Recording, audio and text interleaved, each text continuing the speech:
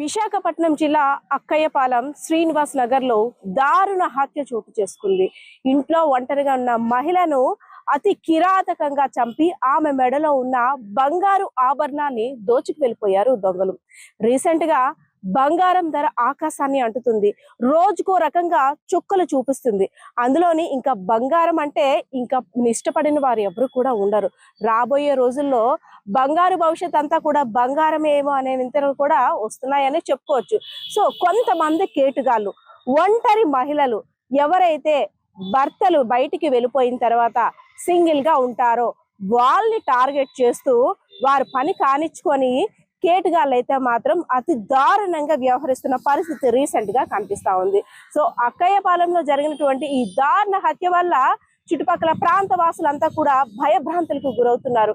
ఎందుకంటే మా ఇంటి మధ్యలో అతి కిరాతకంగా ఒక మహిళను చంపి పడేశారు, అది కూడా హత్య చేసి.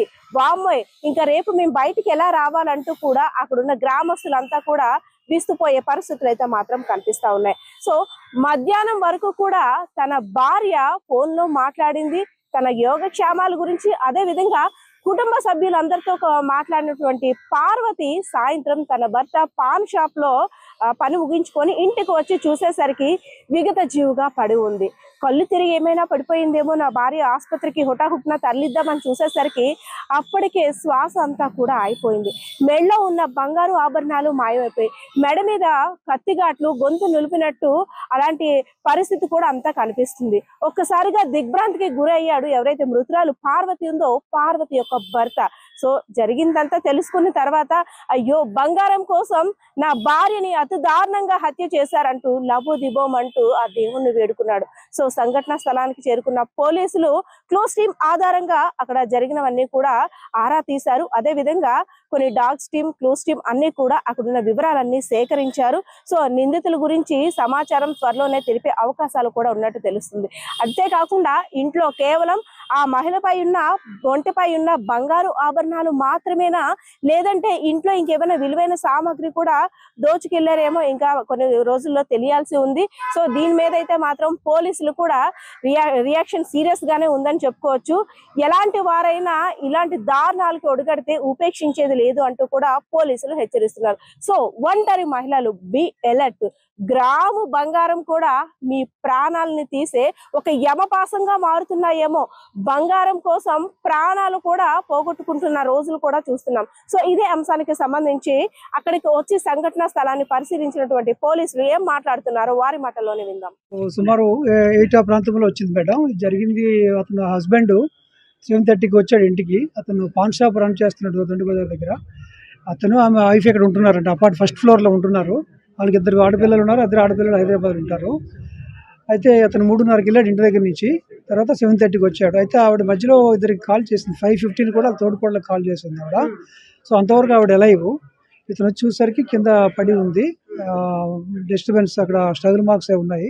ఒంటి మీద ఉన్న బంగారు వస్తువులు అవి లేవు. కాబట్టి ఎవరైనా అన్నోన్ వ్యక్తులు వచ్చి కారం పొడది జల్లి ఉంది కింద, చనిపోయి ఉంది. బంగారం అంటే వస్తువులు మటర్ ఫర్ గెయిన్ కింద భావిస్తున్నాం ప్రాథమికంగా. అన్ని చల్లా చెదరై ఉన్నాయండి. ఏ వస్తువులు పోయినా ఇంకా వాళ్ళు ఇంకా వెరిఫై చేసి చెప్తారండి. వాళ్ళ బంధువులందరూ వస్తున్నారు, చూసుకొని చెప్తారు. గాయాలంటే మెడ మీద కొద్ది స్ట్రగుల్ మార్క్స్ ఉన్నాయి. ఇంకా మనకు తెలియదండి, ఒక వచ్చి ఇద్దరు వచ్చి చెప్పలేదు. ఇంకా సీసీటీవీ వెరిఫై చేస్తున్నారు. అది కూడా పూర్తిగా తెలియదు, ఎందుకంటే వాళ్ళ మెడలో ఉన్న వస్తువులు ఒక పుస్తులు తాడు, 4 పుస్తులు తాడు, చెవులు అని చెప్తున్నారు హస్బెండ్. ఇంకా బ్యాగులు అవి అన్ని ఇంట్లో చూసాక అప్పుడు తెలుస్తుంది. బ్యాంగిల్స్ కూడా మేడం మీద చిన్న స్ట్రగుల్ మార్క్స్ ఉన్నాయి. సెకండ్ ఫ్లోర్ కూడా వెళ్ళారు అని చెప్పేసి మరి అది ఎవరు చెప్పలేదండి. మన ఓన్లీ ఫస్ట్ ఫ్లోర్ తెలియదు, మనకు తెలియదు. నాకు బెదర్ అవుతాడండి ఫోన్ వచ్చిందండి. మేము 8:30 వరకు మా పుట్టబాన్ కూడా ఉన్నాం. ఇప్పుడు చైర్మన్ అలా తమ్ముడేమో ప్రెసిడెంట్ అనమాట. 8:40కి మేము లెఫ్ట్ అయిపోయాం. ఎవరైతే చనిపోయిందో అలా ఆయన నాకు తమ్ముడు బెదర్ అవుతాడు. మార్నింగ్ వాకింగ్ కలిసాం. యాక్చువల్లీ ఆవిడ నేను మార్నింగ్ హైదరాబాద్ వచ్చింది. ఇద్దరు అమ్మాయిలు హైదరాబాద్ జాబ్ చేస్తున్నారు అని ఆవిడ నిన్న వచ్చింది. మా ఆవిడ సరే, నేను మా మిసెస్ కూడా అనకాపల్లి ఉంటారన్నమాట. నేను ఇవాళ వెళ్తాను అని చెప్పి అనుకుని జాబ్ చేసి అయిపోయింది. 8:30 మా ఫోన్ వచ్చింది ఇలా అని చెప్పి. అక్కయ్యపాలెం నడిబొట్టులో ఇలా మాట్లాడిందంటే చాలా బాధ అనిపిస్తుంది సార్. ఇది అక్కయ్యపాలెం అనేది విశాఖపట్నంకి ఆనిముచ్చేది. పీస్ఫుల్గా ఉంటుందని. అటువంటిది 3:30కి ఆయన వాళ్ళ ఆవిడ అందరం కలిసి హాస్పిటల్ బావ అంటే చూసి నాకు వెళ్ళారు, చూసి వచ్చారు, దింపి పాన్ షాప్కి వెళ్ళిపోయాడు. ఆయన వెళ్ళి 7 o'clock వచ్చాడు. వచ్చిన తర్వాత డోర్ తీస్తుంటే లోనికి వెళ్ళిపోయి పార్వతిని పిలిచేసి లోనికి వెళ్ళిపోయాడు. ఆయన వెళ్ళిపోయిన తర్వాత ఆవిడ పని చేసుకుంటుందేమో కుర్చీ తిరబడిపోయి ఉంటుంది, కారం జరిగిందట. పని చేసుకుంటామని చెప్పి లోనికి వాష్రూమ్కి వెళ్ళి బట్టలు మార్చుని వచ్చాడు. ఇంకా ఆవిడ రావట్లేదు. అనుమానం వచ్చి బెడ్రూమ్ నుంచి వస్తే బెడ్రూమ్లో సారీ కనిపిస్తుంది కింద నుంచి. ఆవిడ ఆయన పైకి లాగి చూస్తే ఎవడైనా మాట్లాడవు కదండి. ఆ టైంలో పార్వతి కొట్టి మౌన్ చూస్తే మౌన్ కలిపి ఉందట, ఆవిడ అన్కాన్షియస్ ఉందట. అంటే నాకు తెలియక ఏ మాట్లాడగా వస్తువులు చూడలేదు, పక్కింటి పిలిచాడట, ఇచ్చారు. చాలా బాధాకరం విషయం అండి ఇది. ఒకప్పుడు దొంగలు పడితే వస్తువులు మాత్రమే పోయాయి, బంగారం నగదు. ఇప్పుడు మర్డర్లు కూడా జరిగిపోతాయి. ఎందువల్లంటే వాళ్ళ కాస్ట్ పెరిగిపోయింది మేడం. బంగారం అంటే ఆ బంగారం నుంచి డ్రగ్గిస్ట్ వాళ్ళు అయిపోయారు. అందరూ కలిసి నంజాయ్ 100%. చిన్న కుర్రాలు ఆ కట్టెలు చెప్పి మర్చిపోద్ది, అలా కట్టెలు ఉంటారు. వాళ్ళు ఏమనలేం, చిన్నపిల్లలు వయసు 16-15 ఉంటాయి, వాళ్ళు ఏమనలేం. ఈరోజు అలా తయారైంది. కానీ ఇంత పీస్ఫుల్ ఉన్న ఏరియా కూడా ఇలాగ ఏంటంటే చాలా బాధాకర విషయం మేడం. మీరు ప్రెసిడెంట్ అంటున్నారంటే మీ వాచ్మెన్ వైపు వెళ్ళి ఉంటారు కదా, ఈ ప్రెసిడెంట్ కాదు నేను ఇక్కడ దీని ప్రెసిడెంట్ కాదండి, పుట్టబాన్ కూడా చైర్మన్ నేను. వాళ్ళ తమ్ముడు ప్రెసిడెంట్ ఆడ పిల్ల గోపి. ఈయనతో నా బాగా క్లోజ్, ఫస్ట్ నుంచి నేను బాబు ప్రెసిడెంట్.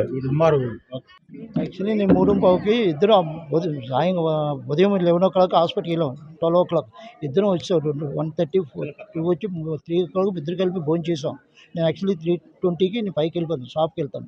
అలాగే నేను మా మిస్సెస్ చెప్పేసి వెళ్ళిపోయిన తర్వాత నేను 7:30కి వచ్చాను. 7:30 ఆ టైంకి వచ్చి డోర్ తీసింది.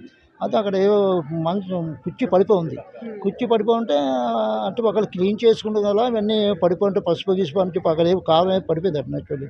మరి నేను వాష్రూమ్కి వెళ్ళి వచ్చాను. వచ్చి చూస్తే ఇంకా రావట్లేదు. మరి పైకి వెళ్ళిందా అని చెప్పి లోన ఆ రూమ్లోకి వెళ్తే ఆ రూమ్లో మంచం కింద మొఖం కింద వాల్చి కింద మూనుకుంది ముఖం. అప్పుడు నేను పార్వతి లెగించి మా ఆవిడని తిప్పాను. గట్టిగా తిప్పితే మూవంట్లో అనట్లేదు. నాకు అప్పుడు భయం వేసింది, ఏంటి అని చెప్పి చాలా ఇబ్బంది పడ్డా. అప్పుడు పక్కన మా ఫ్రెండ్ ఫోన్ చేశారు, మా పక్క వాళ్ళు చెప్పాను. వాళ్ళు అన్నారు బ్లాక్ అయిపోయింది ముఖం అంతాను. 108కి ఫోన్ చేశారు. వాళ్ళు వచ్చారు. చూసిన తర్వాత డిపార్ట్మెంట్లో వచ్చారు అందరూ. అది పిల్ల పార్వతి 53 53. ఈ అపార్ట్మెంట్లో ఎన్నాళ్ళ నుంచి ఉంటున్నారు? స్టార్టింగ్ అపార్ట్మెంట్ కొనుక్కోను, ప్లాట్ కొని మా ఓనే. ఎన్నాళ్ళ నుంచి ఉంటున్నారు? నేనంటే కరోనా నుంచి ఉంటున్నాం. అది ఓపెన్ 9 స్టార్టింగ్ నుంచి అపార్ట్మెంట్లో ఉన్నాం మేము. మీకు ఎవరిపైన అనుమానం ఉందండి? ఇంతకుముందు ఎప్పుడైనా వచ్చి రావడం కానీ అట్లాంటి అనుమానాలు ఏమైనా ఉన్నాయా? వస్తాను నాకు అనిపించలేదు.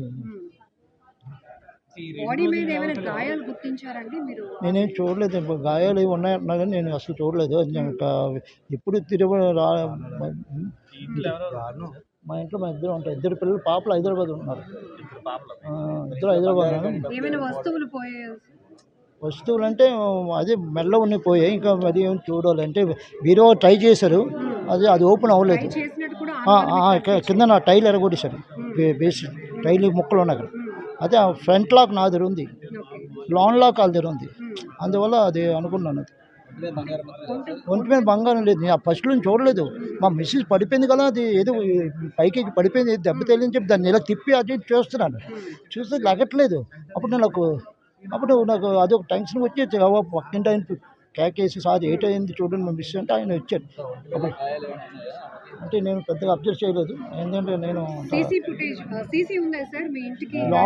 లోన్ ఉంది కానీ అది పాపాలు రావమ్మా. దానికి లోన్ సీసీ కెమెరా ఉంది. ఎరగొట్టలేదు. మీరు వచ్చి ఎంతసేపటికి మీ వైఫ్ అసలు పలకలేదు? నేను వెళ్ళి వాష్రూమ్కి వెళ్ళి పైకి వచ్చాను. పక్క రూమ్లో వాష్రూమ్ ఉంది. అది వచ్చి గబా వచ్చి లింగి కట్టుకొని మా మిస్సెస్ దగ్గర వచ్చి లెగు అంటే లగట్లేదు. ఏమిటి అని చెప్పి మొక్కని తిప్పి ఇలా కదిపాను. అప్పుడు ఇంక అసలు ఏమీ లేదు. నేను అనుకున్నా ఏదో పైనుంచే పడిపోయి దెబ్బ తడిసింది కదా అని చెప్పి ఇదంతా చూస్తుంటే కనబడలేదు నాకు. అప్పుడు ఎదురింటి ఆయన చెప్పాను, సార్ ఇలా పడిపోయింది, మా మిస్సెస్ పడిపోయింది, ఏంటి నాకు అర్థం అంటే ఆయన చూశారు. చూసిన తర్వాత ఏంటి అని చూస్తే బ్లాక్ అయిపోయింది మొత్తం. మీ 20 గారు జాగ్రత్త ఉండాలని చెప్పి ఆయన కొంచెం దెబ్బలాడారు. అలా ఉంచాం అంతే. చిన్న అంటే కారం మీద పంపిస్తారండి. కారం అక్కడ పడి ఉంది. అది కారం అది కుర్చీ తిరబడిపోయింది. ఆ కుర్చీ పైన లాకర్ ఉంది. ఆ లాకర్ వాళ్ళ దగ్గర ఉందో మరి అక్కడ పెట్టారు తెలీదు. పై లాకర్ నా దగ్గర వేరే దగ్గర ఉంది. ఆ లాకర్ అది దొరకలేదు.